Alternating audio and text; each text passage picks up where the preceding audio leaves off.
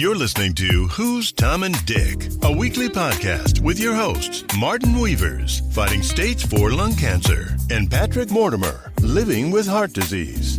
Why not grab yourself a cup of coffee, sit back, and enjoy the chatter as we discuss and share information, talking about tough subjects, and offering help, support, and motivation with a positive mental attitude. Good morning, Martin, and how are you this lovely, bright, sunny morning? I'm good. The weather's good, so I'm good.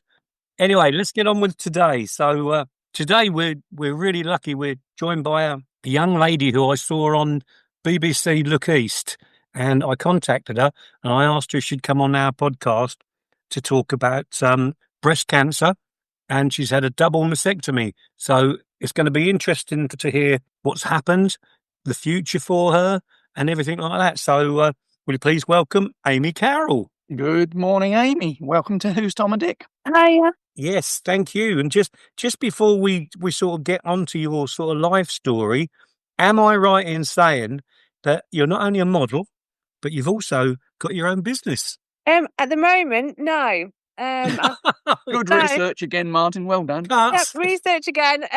But no, I've not got my own business. I thought you had tanning shops. No, this was before. Yeah. So I had a tanning shop in 2021 before the cancer. So I had that, and then unfortunately, when I was going through the cancer, I decided to sell the shop and move to the countryside for a bit of peace and quiet, I think. I don't blame you. Amy, take us back to, tell us a bit about your background, where you're from. So I'm originally from Derby. I live in Northamptonshire now. I've been living here for 3 years now, and decided to move to the countryside for, like I say, peace and quiet, really. And how many children have you got? I've got 3 boys. Okay, so your story really. So you can tell the story when you got the cancer and you've had a double mastectomy. Yeah, so I got diagnosed in 2021. I actually found out through having cosmetic surgery. So I was going into surgery to have breast implants after breastfeeding my boys. So I was like looking forward to obviously having the surgery, but then after I had the surgery, was obviously told that I'd got breast cancer. It was stage 3, BRCA1. I had the gene as well, which was a shock because, you know, my mum had cancer. My mum's mum died when she was 14 from the same cancer. You know, with it being the BRCA gene as well, obviously, as a whole, that's worrying for my own children, boys or girls, because obviously the gene can affect both. Mm-hmm. So my whole world got tipped upside down, to be honest. The waiting period from kind of, you know, finding a lump, I didn't get my results till 3 weeks later. I had, you know, originally one lump that was probably about the size of a grape. That, by the end of the 3 weeks, was actually the size of a tennis ball. Wow. Yeah, So that was growing quite quickly. Very quick, and amongst other lumps that were appearing, I remember feeling like 6 lumps as well as the one that I already had there. It was horrible, and you know, because of COVID and everything at the time, everything was a bit slower, getting appointments and stuff as well. But you know, with me, when I went and they did obviously the scan and stuff, you can kind of feel that something's not right. And then obviously with it growing and obviously more lumps coming, I thought that 100% is not right, you know. Yeah. And then being told that. Had you felt ill before you found the lumps? I'm a very get up and go person. You know, I had my own business. I was running around like a lunatic with the kids and everything else. So I just thought, you know, I'd get tired and stuff, but I was always on the go. Yeah. You know, I didn't have a choice, you know, 3 kids, business. I just felt tired. I can remember it was quite strange in the morning. I can remember getting like a metallic taste in my mouth. Mm-hmm. And I thought, this is weird.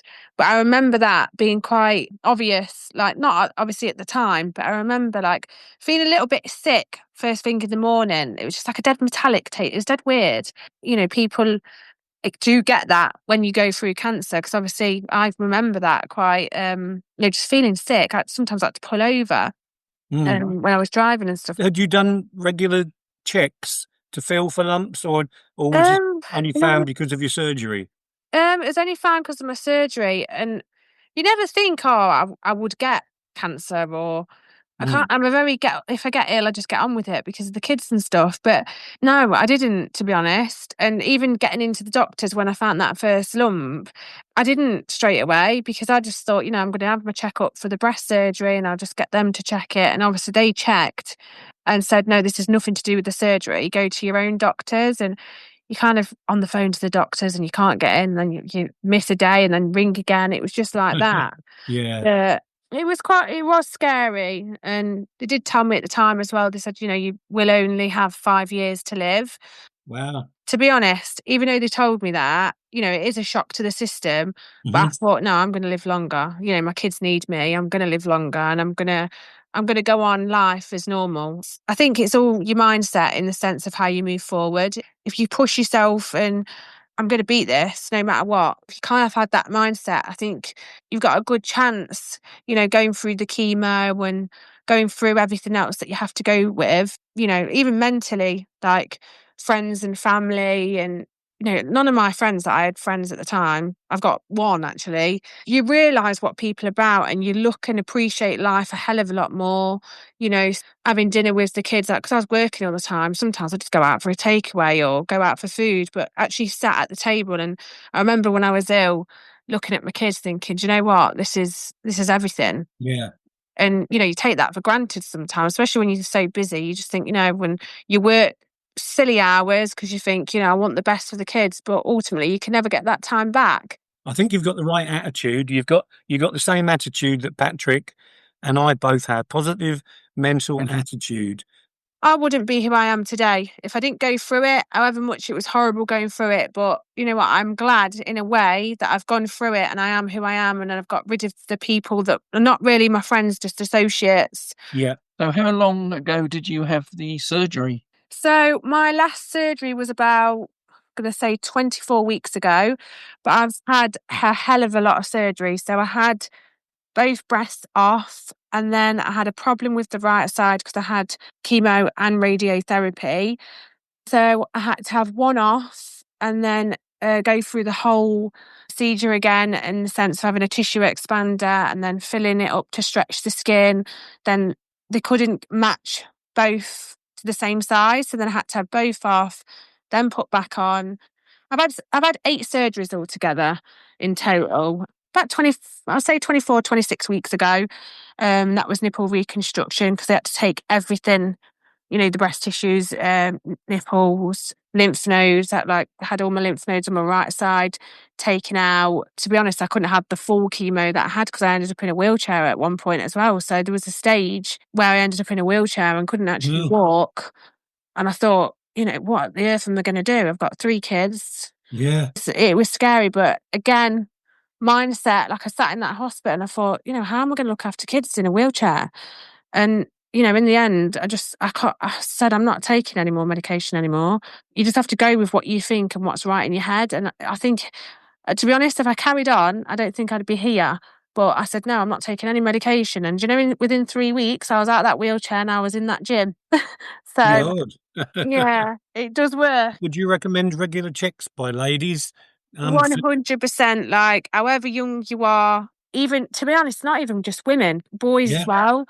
If you have got family members that have gone through cancer, you can have the blood tests done to check. With me, I didn't have the blood test done, and then I realised I had the BRCA gene. And, I think that should be more known to people, that actually if you have got relatives or anybody that's gone through cancer, to go and get the blood test done, because if you are, you can have surgery to avoid obviously getting it for the future. Before then, with me, I found out I'd got it, then I had the surgery. But if I'd found out before, they would have done surgery to prevent and obviously had regular checks. Yeah. All my kids, they all have to get checks. What is this gene called you've got? BRCA1. And I think there's a BRCA2 as well, but I don't know the difference between the two. I know it's kind of mine was triple negative, my cancer. So, but with the genes, it's like a genetic gene that's found in the blood. It's just done by a blood test and you can get that test done. So have any of your parents had problems? Yeah, so my mum, she's had cancer twice. I remember when I was little, her going through cancer, and she didn't know that she had the genetic gene until I got diagnosed with it. That was, scary in itself. But she'd lost her mum when she was 14 to cancer. So Wow. if my mum was obviously told, go and get checked, she would have got checked. And then obviously I could have got checked, and it would have been prevented to a certain degree. Have you had your children checked? Because that must be a worry for you. So they won't check him until they're 18, which won't is really, they won't check him until they're 18, which is really, in my opinion, it's a bit daft, really, because, there is children out there that do get cancer and stuff. And with it being a genetic, it's, how can you say wait till you're 18? So for your children, is it just a case of a simple blood test to find out? Yeah, it's just a simple blood test. I was in Derby Hospital, but they transferred me to Nottingham Hospital. So there's a genetic blood. It's I've got it under as genetic in my contact list. I don't know whether a blood test could be done by a private clinic. Potentially, I don't know. I mean, the contact number that I've got, if anyone is obviously based in Nottingham area, is 0115 969 1169. When I got transferred over, that's the contact number that I got. And within a week of me going for the scan, obviously they didn't tell me that it was cancer at this point, but I knew from the scan and the way that they was kind of dealing with me on the day, to be honest. Yeah. And then they transferred me over to them and did a quick blood test, and I got the results back in a week. And I think anybody, even if you've had a mum, aunt, nana, whoever it is, or even if you hadn't, I think that test should be given to people anyway, regardless, because you never know. And some people don't know the history of their family, or they've been fostered, or whatever the situation is. I think it's always good to check it. But, I did have my mum and obviously my nana who passed away. So that's why they obviously transferred me over there. But if you don't ask, you're never going to know, and you're not going to get the answers that you want. So how has your life changed since the surgery? So I'd say, from me obviously going in the wheelchair and coming out of that, I've kind of thought, right, I'm going to go with what my body tells me to do with my mindset. You've got to listen to your body. If you're tired, go to sleep and stuff like that. Eat a lot better, because, when you're younger, you think, I can eat whatever I want to be, or I'm not going to put weight on. But I do eat a lot cleaner, like a hell of a lot cleaner, like after going through the cancer. I'd say certain like products and stuff, because you do find out certain things that you use and certain things that you eat can actually cause cancer, which is also worrying, because you don't know that either. It's a bit crazy. Yeah. But with going through the different surgeries and stuff, it was giving me a break.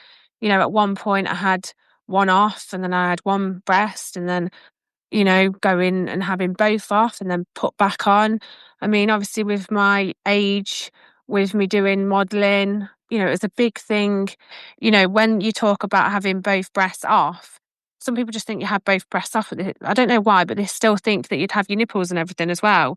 Yeah. So I think you have had them replaced, you said, didn't you? Yeah, so I had nipple reconstruction, and then I had nipple tattooing on top of that. I mean, I am quite heavily tattooed. I was going to say that, actually, because I didn't know if you actually had your nipples put back because of your body. People obviously don't know what you look like because we're on, audio. But Amy is completely or nearly completely tattooed all over. Yeah, I am literally, I covered the last 2 inches of my body with a tattoo of the breast cancer ribbon with faith going through it. And that was 2 inches on the bottom of my ankle. But everywhere else, apart from the bottom of my feet and my palms and my hands, I am covered head to toe. And to be fair, with the whole of my tattoos as well, because I did have a few tattoos before the cancer, but after the cancer and I was, all right, the tattoos have got quite a lot. Well, they have got meaning to them. It's all different parts in my life of, I've got like 222, the number 222, which is the angel number, which is in alignment. So I was in, like, at that stage, I was in alignment in my life. They all mean something to you then, don't they, obviously? Yeah. Talking of your body and that, we can get onto your modelling. Yeah. You have a different name as a model, Darcie Diamond. And some of these photographs are fantastic. I mean, there's one, you're in your underwear and there's a lion some people, they can look at photos and look at it in different ways. I found that if you love life, life will love you back. That was on the lion one. It's about having the courage to stand and fight for life, having the strength to go bravely in your own direction. Like, it's all kind of aimed about life, be who you want to be. There's so many. I mean, I've done the modelling since 2019, and I've modelled all the way through it, from having no breasts to having one to having them back on. Yeah. I'm grateful for what I've gone through and how I look now. But ultimately, having one, and like, some people wouldn't even notice because of the way I look, and I'm heavily tattooed. Some people didn't even notice that I had one breast. But for me to do that, it was hard at the time. But I look at it now and I think, Yeah. how have I even done that? Like, it's crazy. You're to be admired. And so how did you actually get into the modelling? Did you want to do it, or did someone spot you? So I started doing it 2019, and to be honest, it was kind of, I didn't have a lot of confidence. Kind of, I want to get in it to build my confidence up. And, there's a big, people say certain things about modelling, and, it can be looked at in a different way. All different ways, to be honest. So when I started doing it, I kind of was learning as I went along, but kind of seeing different environments and stuff, which I was, it's life, you learn as you go along. But as time's gone on, and obviously going through the cancer, and I've kind of sorted photo shoots out for people myself with professional photographers within a safe environment, and encouraging them not to go out and do, the OnlyFans. And straight away, if people want to do that, that's up to them. But try and encourage people, this is more of like a empowering, building confidence. Certain people, I mean, obviously I've experienced different women that have got into the modelling for all different reasons, and it's actually quite sad. Quite a lot of women have, been abused or, self-harmed, and there's always a story behind every single model that I've been in contact with. And, if I can help them in a safe environment and make them feel safe in an environment, that's what I did. And to start off with, it was helping people, male and female, go along, come to these events. Sometimes it'd be like their event that they was coming to that made them get out the house, even if it was once a month, but it helped them. So, helping people if they've gone through domestic violence and got no confidence. There was one chap, he'd been in the army and got PTSD and, lost his confidence completely. All different aspects of different people and different looks. If someone's wanted to lose weight and lost weight but still not had the confidence to do it in that way to start off with, that's what I did to try and help people. With the cancer and stuff, I kind of seen a lot of women and myself, when you have that surgery and have your breasts removed, as a woman, it is so big. And meeting women along the way of how it affected them and knowing how it affected me at the time. And obviously when I was dating and stuff, it was, I didn't date for a long, long time, but then I come to it, you are who you are, and the world that we live in and what you see on Instagram and social media and stuff, it's a certain way. And, especially with the young ones, they look at it and this is how I should be. And I just think, in life, people that have gone through situations, it's not really talked about. It's kind of like hushed, but you can still be what you want to be, even if you have gone through what you've gone through. What's the most challenging part of this experience then, would you say? With the cancer or the modelling in With itself? the whole experience, what would you say was the most challenging part? I would say for me, because I've got a massive heart and I'd do anything for anybody. But sometimes, like, meeting people, being there for them, and, them not making it, getting to know these people and them not pulling through. Yeah. A couple of girls that I met, and some of them, were like not as bad as my cancer that I had. You just never know, but you could see when you become friends with people and helping people, and you become you might speak to him 1 week and then another week you speak to him, and then you not speak to him for 2 weeks, but you can see how it takes a toll on people. Yeah. And, I think if more people kind of came together and spoke about certain things, and it's not embarrassing. It's not, people should talk about their experiences and say, do you know what, we can do it, and stand there together and help each other. And instead of just like competing, and quite a lot in the world, people want to be better than others, or if they can get something off one another. And it's like people just, if they come together, you can make anything work and make each other feel good about yourself. Did you lose your hair with chemo? Yeah, I lost my hair right at the beginning. I can remember I was at my sunbed shop and my hair kept coming out. I remember, I mean, I have to laugh at it now, but I remember going on the way home and I was leaning on my hand on the window. My youngest was in the back and my middle one was in the front. It was automatic, my car. Anyway, as I've put my foot down, I mean, I have to laugh now, but I didn't laugh at the time. As I put my foot down, the whole of my right side, as I've moved my hand, my hair flew out the window. I was like, oh my God. My older lad, I mean, I was devastated at the time, but if I look back now and I think, oh God, I'll have to laugh. But I got back home and my older lad, he'd come back from school and he was like, Mum, where's your hair gone? And I looked in the mirror and I thought a bit had come off, but no, it's quite a lot that had come off because my hair was like curly, like ringlet curly. Yeah. So, you know, like and it was terrible. Well, these are all the different stages of going through, you know, what we go through with this cancers, all the different cancers, isn't it? So I think now, like, I mean, some people that I know that have gone through the cancer and gone through the hair kind of situation, obviously people, it's not like mine was like the 12th, 13th day that it came off. Yeah. Obviously people, it varies.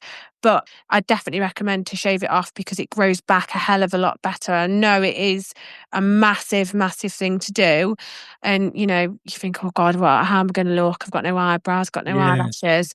But, you know, your hair grows back. My hair grew back so nice when it grew back. My curls came back a lot better. My hair was a lot healthier and I did dye my hair and stuff before. So if anything, it's made my hair a lot stronger. Can you tell us where people can find your photographs?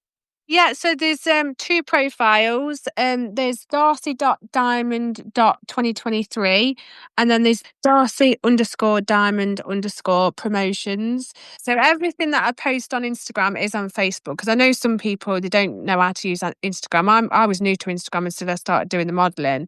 I didn't even have Facebook until 2019. So Right. I only literally got that because of the modelling side of things. And, you know, social media is the platform to get it out there and obviously get stuff coming in and meeting new people. Like in my research, or our researcher who looked up, he found a thing called the Real Irish. Yeah, so that again, I had surgery 4 weeks before. I got invited to a catwalk in London.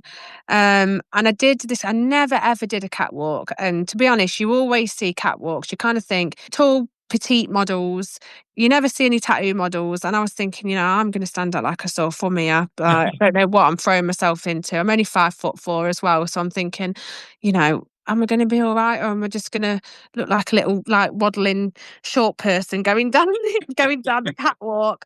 But I went there, and you know what? They clapped, and I was so overwhelmed with it. Like I absolutely smashed it. Don't get me wrong, my heel, because I tied my shoes up my legs and my laces were coming down. I was thinking, oh, please just carry on.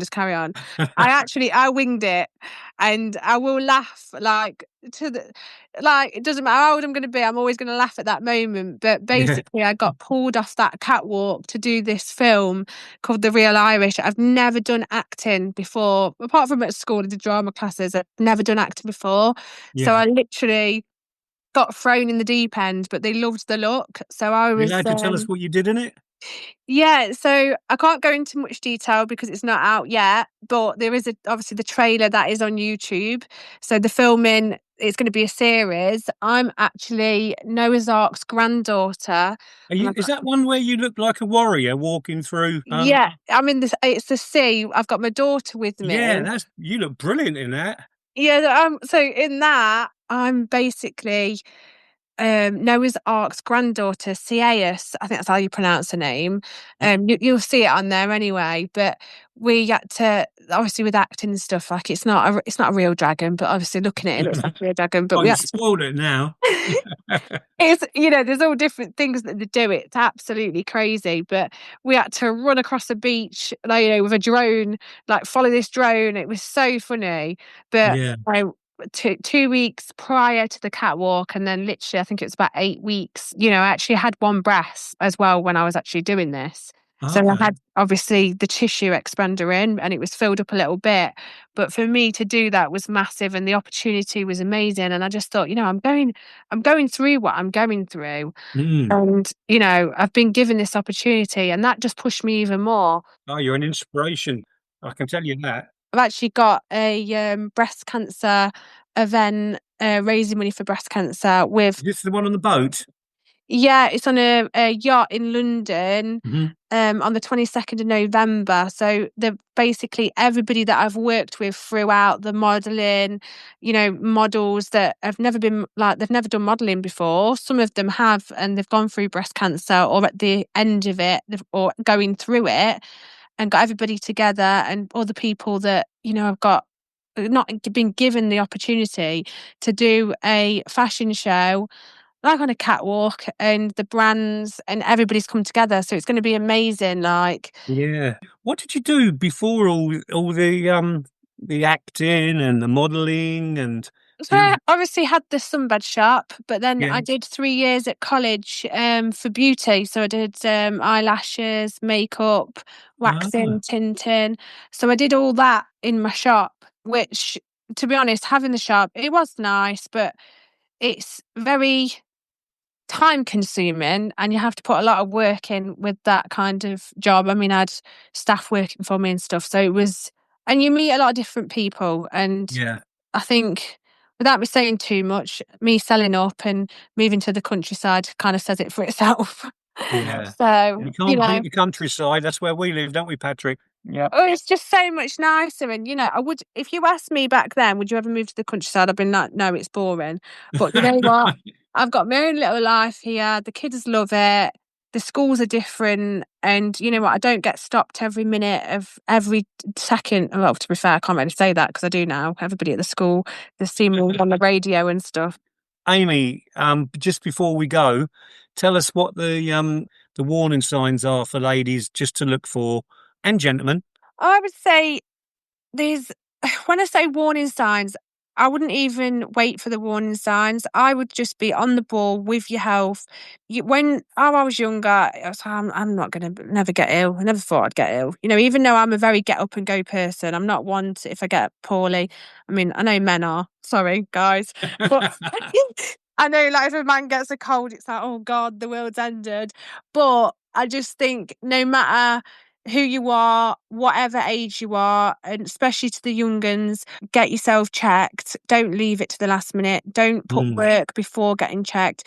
You know, just going and having your bloods done and health checked and weight and everything else. Like, you just never know. And I think, you know, I mean, I know they do certain things in schools and stuff, but I just think doing your own, making sure you take vitamins, making sure that, you know, and some people do struggle with going to the gym and stuff, but even just a bit of exercise, going for a walk, like, it all plays a part in it. Checking yourself, you know, obviously I had surgery, I had the breast surgery, and obviously found the lump, which, you know, at first I thought, you know, this is scar tissue or something like that. It just didn't feel right, so I just left it. But yeah, if you ring the doctors and you can't get in, keep going, keep ringing and making sure, if you think that there's something not right or something wrong, keep fighting it. Don't just go, yeah, okay. And if you're still not happy with it, go for a second opinion. Yeah. This is why I wanted you to come on the podcast, because I'd last year some point I'd done a thing about breast cancer, didn't I, Pat? Yeah. And but you can't beat having somebody, you know, unfortunately you've gone through what you've gone through, but you can't beat someone, you know, having first hand information. If I had somebody like myself when I was going through it, I would have gone through it a lot differently. So I Yeah. just think, if I can help anybody, you know, I'm not right about everything, you know, I'm not a doctor or anything, but if I can help somebody. I'm not a Patrick says- doctor either. I Patrick know. often says that on our show that he's not a doctor. But I'm not a doctor, right? But if I can make somebody feel better in a way, if that's just a 5-minute conversation or 1-minute Yeah. conversation, or if it's somebody that, wants to get on board with the photo shoots and I have a conversation with them for 6 months before they jump on it, or if they don't jump on it, just being there and speaking to them, and if it helps them, and I think life's stressful anyway, and you've got kids and bills, and you could go out your mind thinking about it. But if you have the mindset of, do you know what, it doesn't matter what you go through in life, life's stressful anyway, you just got to get on with it and just crack on. You can reach out for help with that, but ultimately, if you can't change something, you've just got to carry on and do what you've got to do, because we only live once. Great advice from a young lady who's been through the ringer, really, haven't you, and all that. But no, you're a lovely lady, and we admire what you're doing, don't we, Pat? We certainly do. And we thank you very much for sharing your story with us on our podcast. Yeah. Well, it was lovely meeting both of you. Hopefully, if anybody wants to reach out and contact me, they're welcome to. I'm sure they will. Thank you. I'm sure they will. Thanks very much, Amy. Thanks, Amy. Thanks very No much for your time. All right. Bye. Take care. darling. Bye. Well, I thought that was such a fantastic interview, Patrick. What did you think? Yeah, that went very, very well. And she's quite an inspiration considering what she has been through. An actress, a model, losing your hair, a double mastectomy. I mean, to come out at the other side shows how strong her character must be. And be smiling like she is now, and be an inspiration, and also to say that she'd be at the end of the phone to help other people. Yeah. Which is, I think, so lovely. If you're out there and you are going through the same thing, please take Amy up on it, because she's such a lovely girl. She deserves the best. Yeah. So that brings us to an end again, Martin. It certainly does, Patrick. No time for joke of the week, I'm afraid. No. So it's going to be goodbye from me. And goodbye from me. Have a great weekend, everybody. See you next thanks week. for listening. Thank Bye, you. everyone. Bye. Bye. You've been listening to the Who's Tom and Dick podcast with your hosts, Martin Weavers and Patrick Mortimer. If you enjoyed this episode, please subscribe to the show on Apple, Spotify, or your favorite streaming platform. New episodes are available every Friday. Thanks for tuning in. Shines, live two old mates crossing steady lines. Tom with a laugh that could fill up a room. Dick with a smile chasing away the gloom. Years go by, but their bond stays true. Through thick and thin, always breaking through. They'd reminisce under the old oak tree, sharing secret dreams. Just Tom and Dick, you see. Old mates,